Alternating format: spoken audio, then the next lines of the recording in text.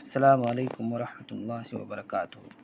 آج کے اس ویڈیو میں آپ کو یہ بتایا جائے گا کہ دین سے ثابت شدہ کسی چیز کا انکار کرنا، اس کا مذاق اڑانا، یہ بہت ہی بڑا جرم ہے۔ یہ جان لیجئے کہ جس چیز کو اللہ رب العالمین نے اور نبی پاک صلی اللہ علیہ وسلم نے حلال قرار دیا، جائز قرار دیا، وہ حلال اور جائز ہے، اور جسے آپ نے ناجائز اور حرام قرار دیا وہ حرام اور ناجائز ہے۔ اگر کوئی شخص ان میں سے کسی بھی چیز کا مذاق اڑاتا ہے جسے قرآن نے بیان کیا، حدیث نے بیان کیا، قرآن اور حدیث سے وہ ثابت شدہ ہے، تو ایسا شخص کافر ہو جاتا ہے۔ مثلا ایک حدیث کے اندر آتا ہے کہ اللہ کے نبی صلی اللہ علیہ وسلم نے فرمایا، یہ حدیث بخاری کے اندر موجود ہے، کہ اگر کسی شخص کے 2 یا 3 بچے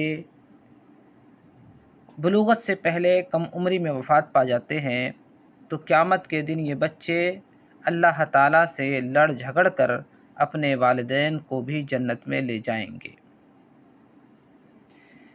یا کسی روایت میں آتا ہے کہ یہ بچے جہنم کی طرف سے والدین کے لیے روک بن جائیں گے اور اپنے والدین کو جہنم میں نہیں جانے دیں گے۔ اب اگر کوئی آدمی اس حدیث کا مذاق اڑائے، استہزاء کرے، تو پھر اس کے بارے میں کیا کہا جائے گا؟ ظاہر سی بات ہے، حدیث کا مذاق اڑانے والا یا قرآن کی کسی بھی آیت کا مذاق اڑانے والا انسان کافر ہو جاتا ہے۔ ایسا سنا گیا ہے کہ جب یہ حدیث کہیں پر بیان کی گئی تو ایک صاحب کہنے لگے کہ پھر تو بچے کو گردن مروڑ کر مار دینا چاہیے، نعوذ باللہ من ذالک۔